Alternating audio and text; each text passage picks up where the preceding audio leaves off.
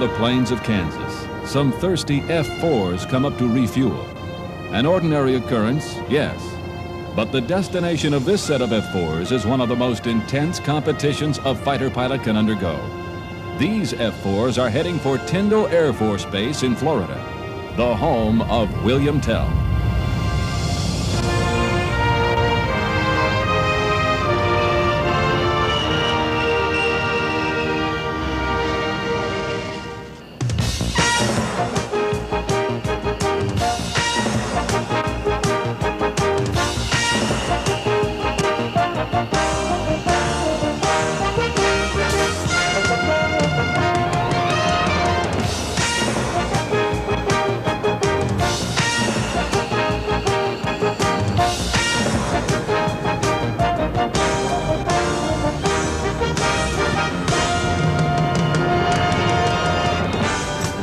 They are here from all over the world, from Iceland and Okinawa, from Alaska and Texas, from Oregon and Canada. This is the center of the known world when it comes to fighter-interceptor tactics. For several days, once every other year, the best of the best get together to see who is the best of all.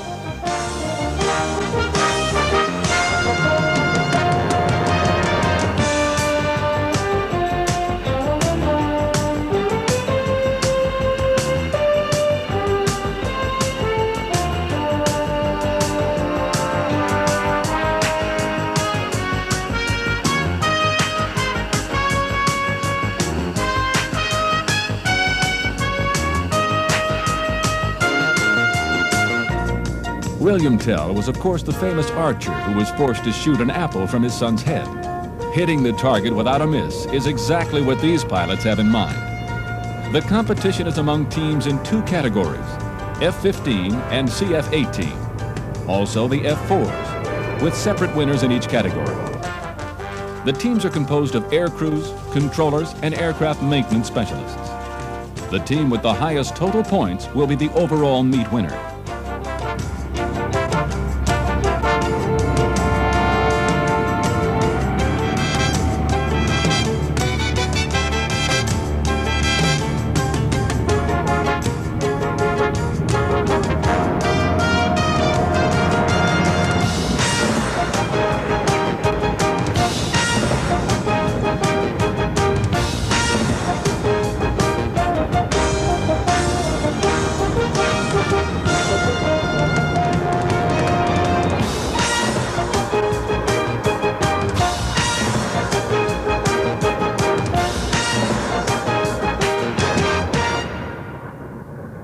Here's Major Danny Oliver of the 475th Weapons Evaluation Group, the host unit of William Tell. Well, in combat, you're being graded in the ultimate. In this case, they are being graded in the ultimate also. And it is the spirit of competition, the spirit of accomplishment, and the spirit of applying your skills at the very top level. These flyers represent world class. And what they learn is when you're under pressure, how you will perform. And they are under the ultimate pressure here with the video real time, all their bosses, their families, and their country looking on. Not only are we dealing with some of the best pilots in the world, the top equipment is also on hand. Here's the roll call of the hardware being employed by the players in this most competitive game. The F-15 Eagle is the Air Force's top-of-the-line air superiority fighter. Its multi-mission avionics include advanced radar, inertial navigation system, internal electronics countermeasures, and the thrust to make it all go at 2.5 times the speed of sound. Now, let's take a look at the target these pilots will be trying their best to find and engage. This is the QF-100 drone. It's a specially modified F-100 Super Sabre, which can be flown by remote control. It is capable of supersonic flight and has a full range of evasive maneuver capability. It can also carry electronic countermeasures to confuse an attacker. In short, it is a worthy, albeit unmanned, opponent. The QF-100 is a fighter that completed its entire life as a fighter. It was created as a new weapon system and dedicated to the target role. It is a full fighter capable of turns, barrel rolls, all air combat maneuvering that you would see in a opposing aircraft, a MiG if you would fly very similar to what we present to the competitors. It makes for some pretty amazing displays of gunnery and flying.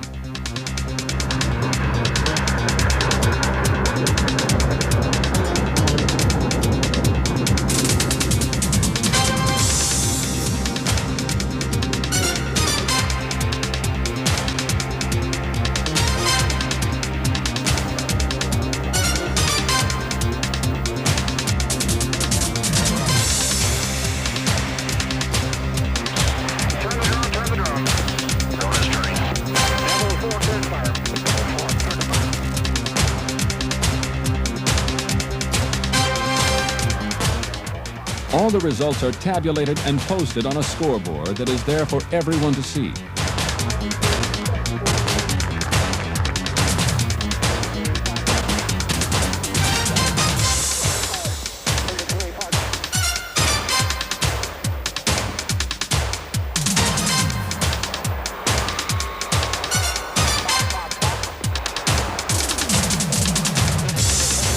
As each aircrew flies a profile, the outcome of the competition becomes more and more clear.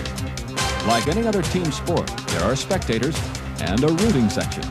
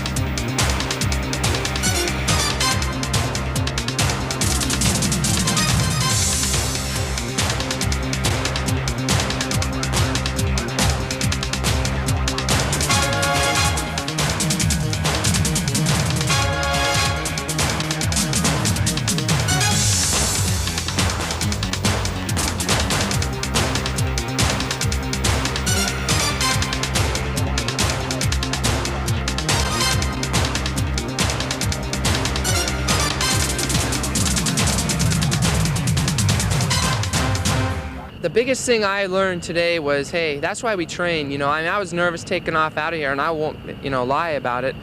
But doggone it, when we got out there, it was just like, hey, I've done this before. I've done this 20 times before, and that's what you train for. And to me, if I ever went to war, I guess I'd really be nervous, just like anyone else would the first 2 or 3 times. But then it's like, this is what we train for. This is the way it is.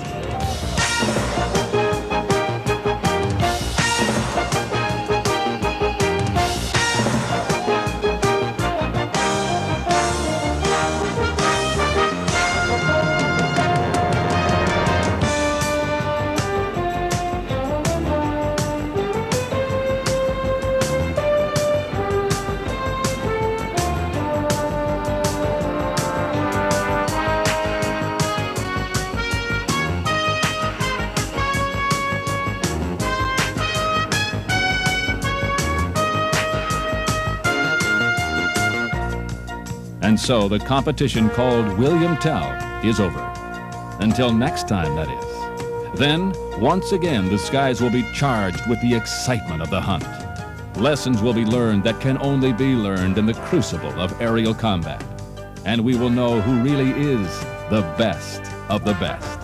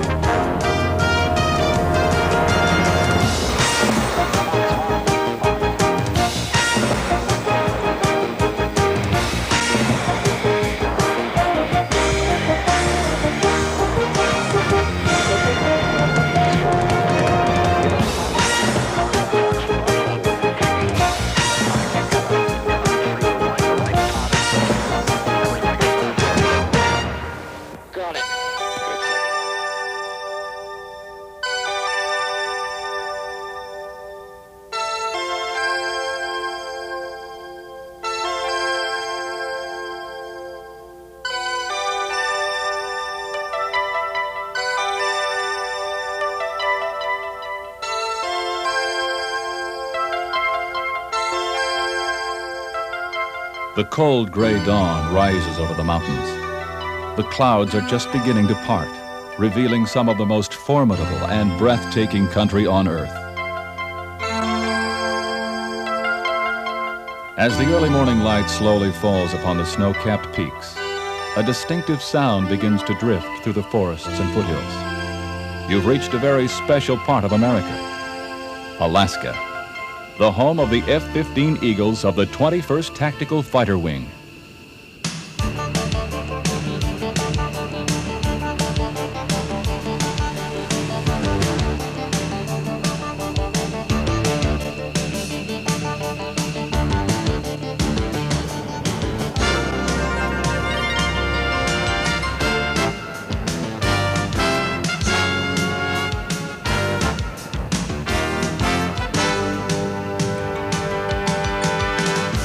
This is Elmendorf Air Force Base, headquarters of the Alaska Air Command.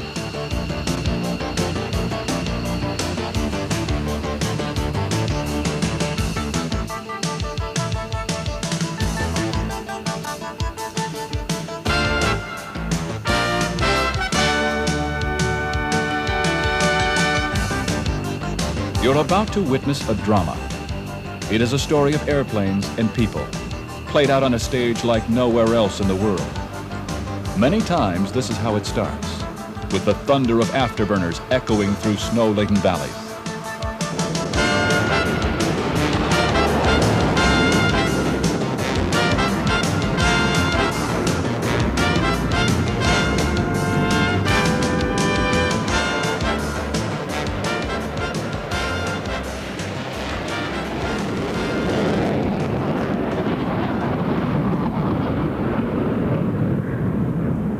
Well, it starts with a motto, top cover for North America. It's the Alaskan Air Command motto and really relates to the wing. Now, we provide air defense against intrusion, in this case, our primary threat being from the Soviet Union for the defense of North America.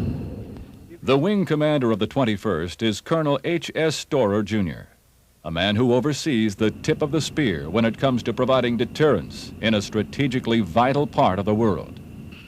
Elmendorf Air Force Base is located right outside of Anchorage. The base was built in the early 40s and played a key role in the defense of Alaska during the Japanese invasion of the Aleutian Islands during World War II. Today, the F-15s are here to provide eternal vigilance against the threats that can come looming out of the frozen north.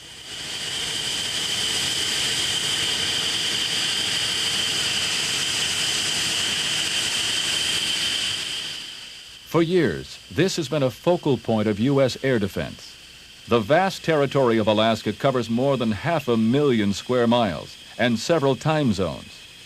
It is the job of the Alaska Air Command to make sure it's all secure, 24 hours a day, 365 days a year. There is also a recognition that the Soviet Union is a mere 44 miles away at its closest point.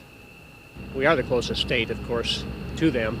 And because of that, the F-15s based out of Elmendorf here are in a position to make more contact with them than many other locations. And now the Soviets have the ability to launch the so-called Kent cruise missile that can threaten U.S. soil from longer distances than ever before. In the past, these F-15s have intercepted more than 50 Soviet aircraft in a year. In a few moments, we'll meet a Russian bomber up close and personal. But first, let's learn more about the machines and the men who fly them.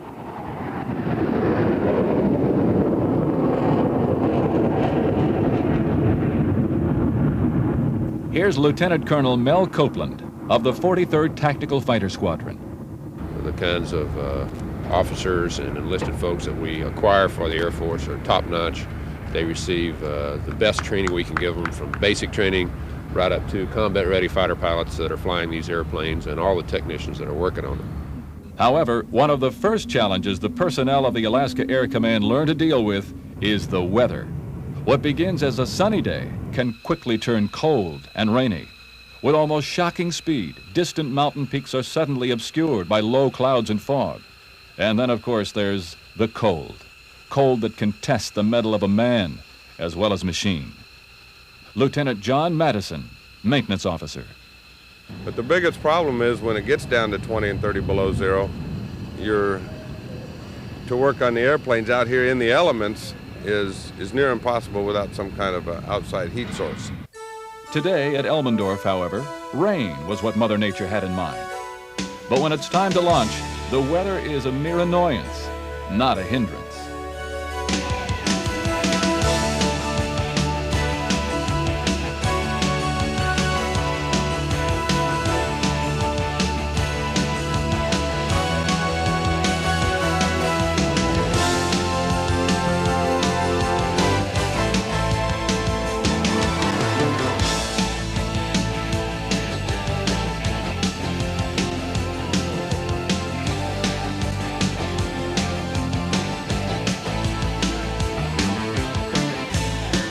The 21st is now equipped with newer F-15Cs. The C model has up to 600 miles greater range than its predecessor. It can also carry the conformal fuel tanks to extend flight time even more, all of which provides a greater margin of safety. When you're dealing with the distances of Alaska, that could mean the difference between life and death.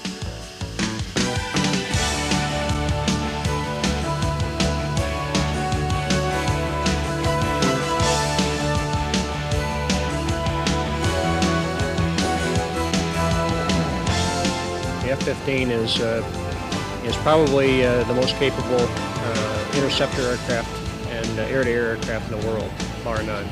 It's got a fantastic radar that allows us to pick up targets much farther out than the old F-4 used to, and of course it's a highly maneuverable aircraft. About 75% of the training here is devoted to air superiority. That means pilots are not only trained over the huge ranges of Alaska, but also participate in major exercises like Red Flag and William Tell. In fact, you're looking at the team that the Alaska Air Command is sending to the William Tell Fighter Interceptor Competition in Florida. From Elmendorf, the Eagles deploy to remote bases such as Galena and King Salmon. From there, it's on to meet the Soviets. But it takes a lot of teamwork to get to that point. First, there are the efforts of these people. This is called the ROC, or Regional Operations Control Center. Here, information from a network of radars all over the state is displayed on screens that are monitored around the clock. Anything that moves is checked against existing flight plans and electronic profiles. But the ROC is not alone in the detection job.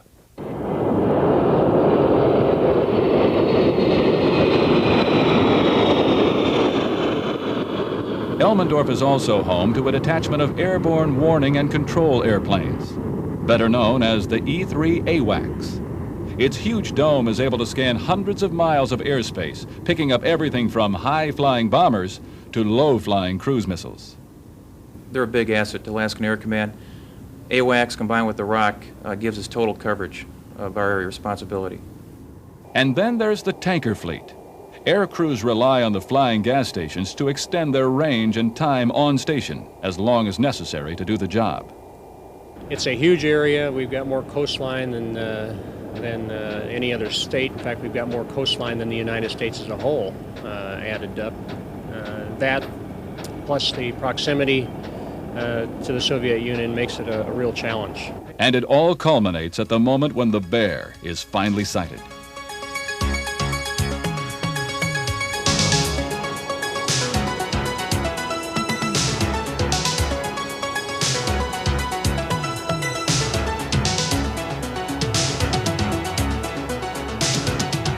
The moment of truth makes the heart race a bit faster. This is like no bear hunt you've ever seen in your life, and the stakes are much higher than a trophy on the wall.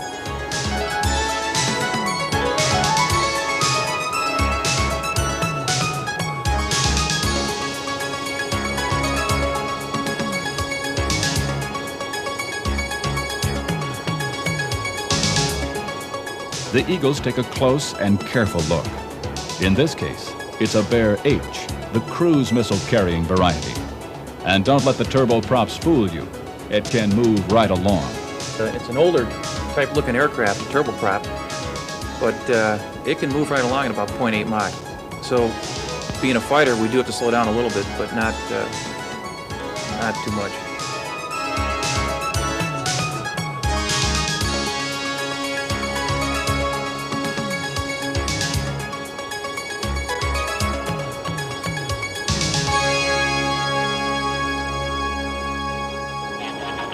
Got the navigation whenever you need to stay on track. Understand, sir. The Eagle's drivers scan every inch of the bomber, looking for telltale signs of any new capability the Soviets may have added. But the encounters are not without their human side as well. Normally here in the wing, we're just doing our mission. We'll intercept and take the pictures and just observe them. But oh yeah, we see them wave. I've seen Coke cans. I saw one guy hold up a Newsweek magazine. And I think they get as much a thrill as we do. The cat and mouse game can go on for hours. But soon it's time to break off and head back to King Salmon or Galena, or perhaps another of the far-flung outposts of the 21st Tactical Fighter Wing.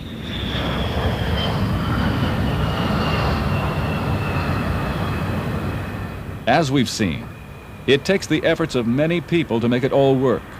What looks easy to the average person is actually a consequence of practice and determination to succeed. In fact, that's part of the attraction for the pilots to begin with. I can't deny that flying an airplane is fun.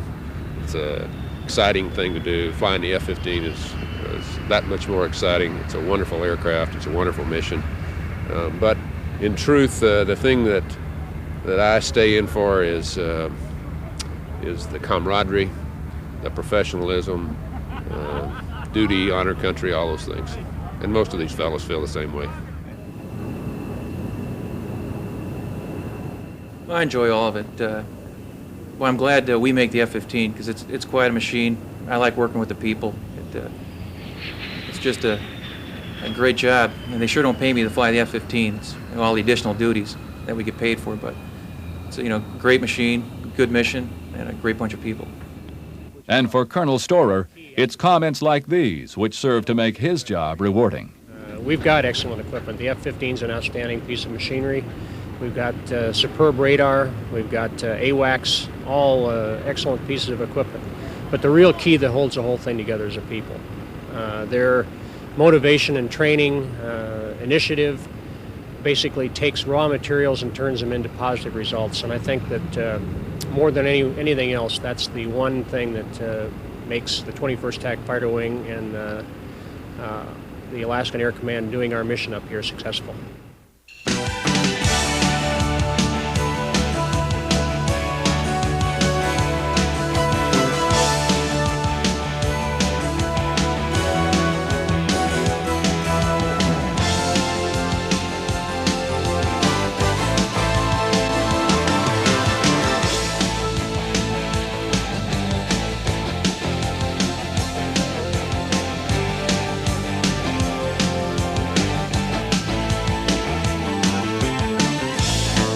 In the future, the Alaska Air Command will continue to provide the bite behind the bark of the U.S. Northern Defense Perimeter. For now, the sun is out again, raising spirits and showing once again the changeability of this stunning but foreboding environment. There are, however, some things that are constant. One is the beauty of this rugged landscape, and the other, the sight of F-15s streaking through the northern sky.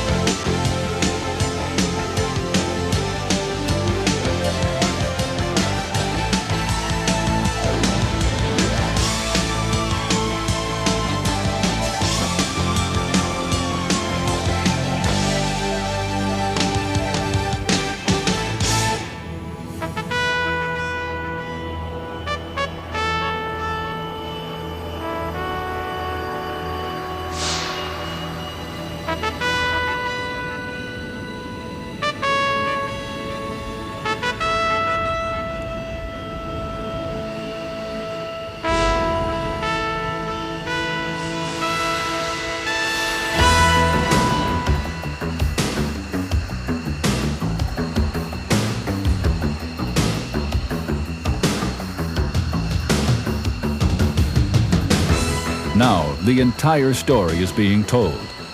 Desert Storm. We know it was a battle of tremendous scope.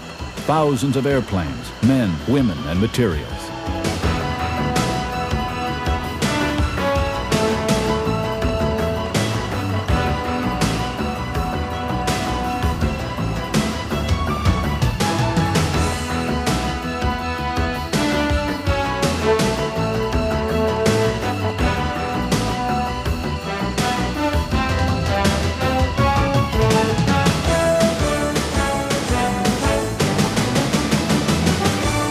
But as with any battle, it must be fought by individuals. Singular people who have to climb into the cockpits to shoot down the bogies, fly into harm's way to drop the bombs, or keep it all going by loading the ordnance and maintaining the birds.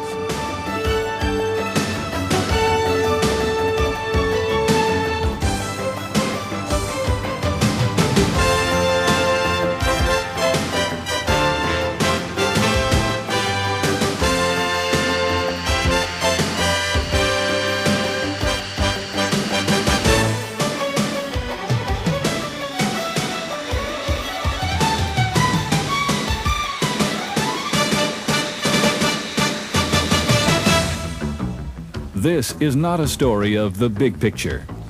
Here we will look at just one day, one set of missions, and experience it from right where it all comes together, in the cockpits of the F-16s and F-15s. This, as we will learn, is what air superiority is all about. And this is the reason why Desert Storm turned out as it did.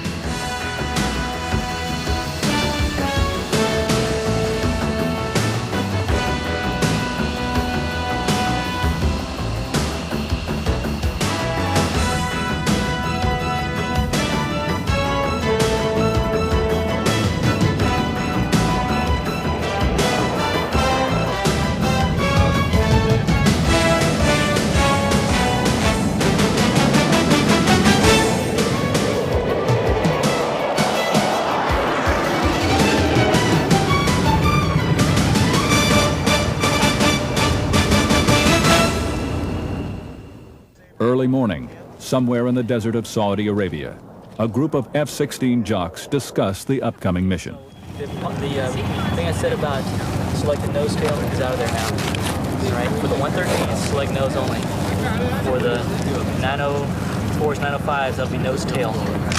Already they have been out dozens of times, found hundreds of targets, and dropped a seemingly endless stream of bombs. Meanwhile, the ground crew is loading up the ordnance. They work quickly, realizing this is just one of several missions that will be flown on this day alone. As far as how quick we do it, it's just how quick the pilot can get back up in the air. And they're happy with the way we're doing it because the max time I believe that the pilots are having to sit on the ground is about 30 minutes. So as soon as he can get here, within 30 minutes he can be back up and heading back to hit them again. The last of the F-16s are topped off with fuel. The Vulcan cannon is filled with shells, and the fragile airplane literally seems to droop from the weight of its deadly cargo. At this point, there is a sense of anticipation and the not-so-secret hope that not only will the bombs be dropped on target, but perhaps some Iraqi aircraft will come out to fight as well.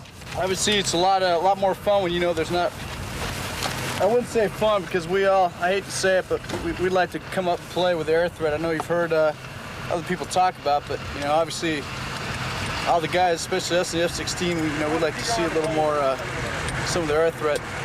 This is a real good air-to-air dogfighter.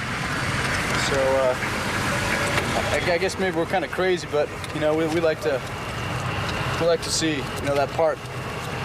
Meanwhile, the F-15 pilots are set to provide combat air patrol for the strike. They too hope the Iraqi aircraft will come up to fight, because undoubtedly these aircraft will be the first to engage. I trained a lot of guys up there flying those airplanes, so I'm kind of up there with them. I got a chance to teach them how to fly the F-15 when they first started out. Now they're up there doing a very good job. Their training is just absolutely magnificent. The training they've done, the training their commanders have given them while they've been here in theater is just absolutely superb.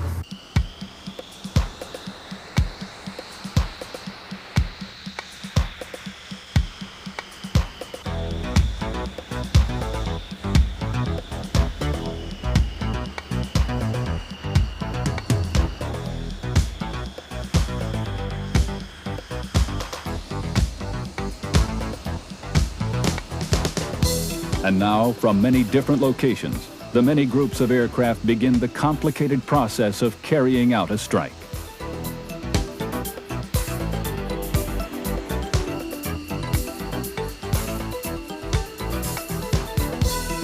You are flying back seat in an F-16B. Slowly, throttles are advanced, and like some lumbering parade, you and your fellow pilots head for the active runway.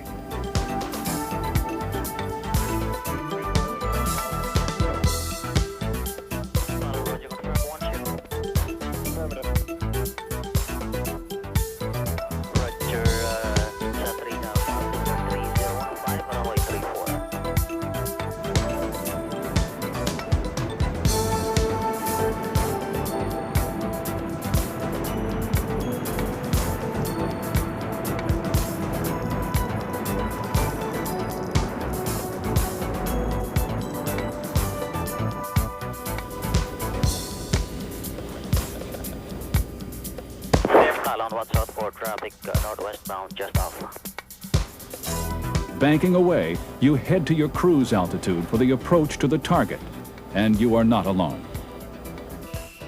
EF-111s are dashing off to find and jam Iraqi radars.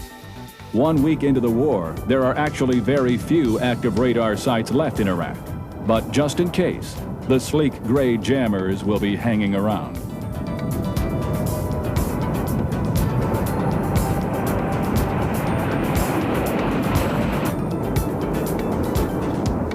And to help out the F-15s, the AWACS, with its huge radome, is set to scan the skies looking for bogies far outside the range of the Eagle's pilot's own radar. The strike is underway.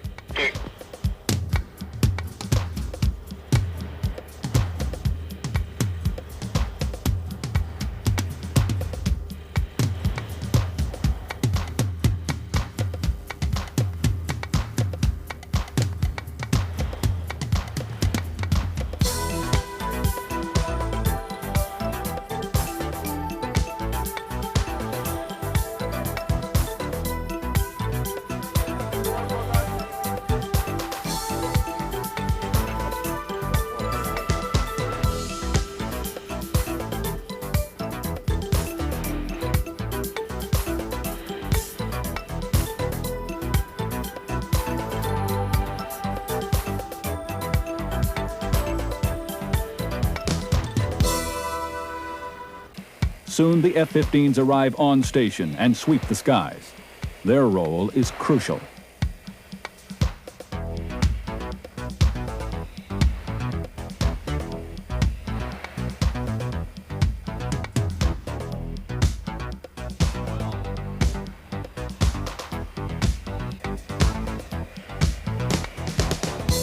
I've trained for a long time to go out there and fly an F-15 and fire missiles in an enemy airplane. I don't want to kill anybody, but I certainly would like to be doing what I was trained for, the defense of my country and my ground troops and things like that. I'd love to be doing it.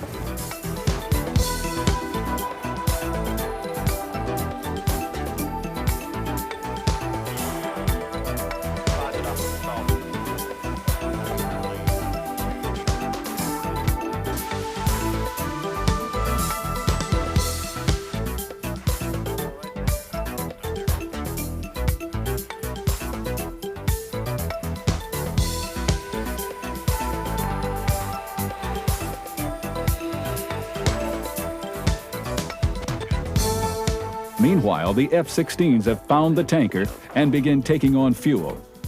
It is a long way to the target, and with all the extra weight, the fuel burn is terrific.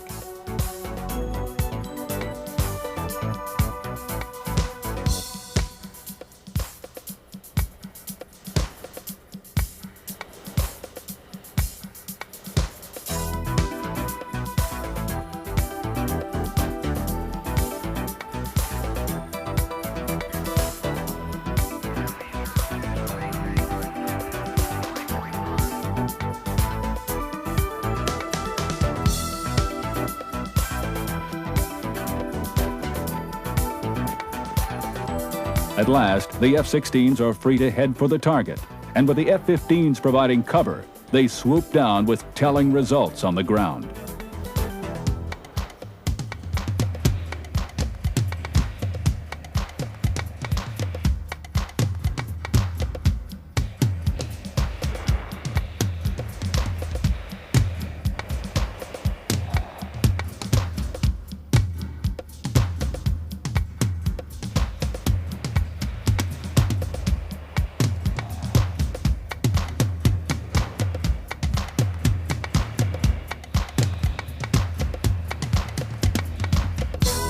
With stunning speed, it is over.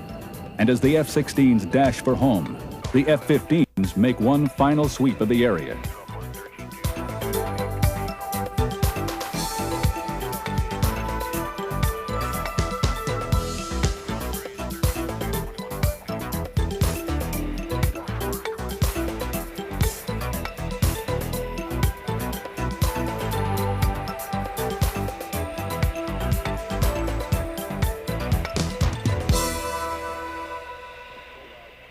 As we go, a pilot provides a remarkable running commentary on what we are seeing and experiencing. Today has been a mixed sweep.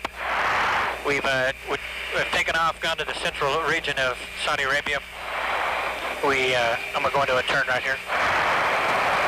We take our gas, and we're basically tied to nobody. We go straight up into Iraq and sweep the airfields, utilizing minimum communication so as to not reveal our position, and sweep for any fighter activity or helicopter activity for that matter. The emphasis primarily has been on the eastern border to prevent the Iraqis from escaping into Iran, but additionally we sweep west, north, and south as well. Today we started from the central, swept up toward Baghdad, hung a right to the east, looked at several airfields in the southeastern and eastern sector, ran the Iranian border, repeated that a couple of times, and then came back to Saudi Arabia to refuel. Finally, dusk begins to overtake the skies. In the distance, a column of smoke forms a lingering sign that the target has been hit, and hit hard. History has shown the constant airstrikes during Desert Storm proved decisive and demoralizing to the Iraqis. I can't imagine being or sitting there in a bunker, if they're in their defensive positions or wherever they are, listening to that constant pounding, and also watching their tanks and things blow up. I can't imagine that would be very moralizing for them. They have to be getting down in the dumps, I would say. At last, even the more lightly loaded F-15s need to take on some gas for the trip home. One last display of airmanship. Because as with so many things in military aviation, the margin for error is slim to none.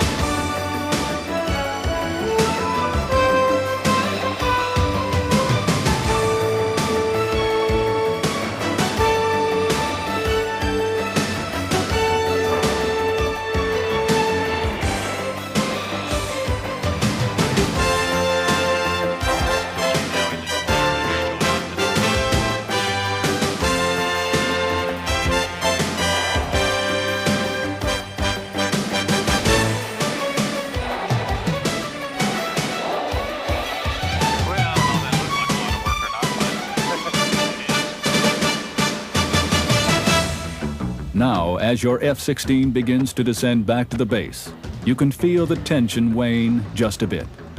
But there is also an awareness that the heart rate will soon go up again, with the next mission just around the corner.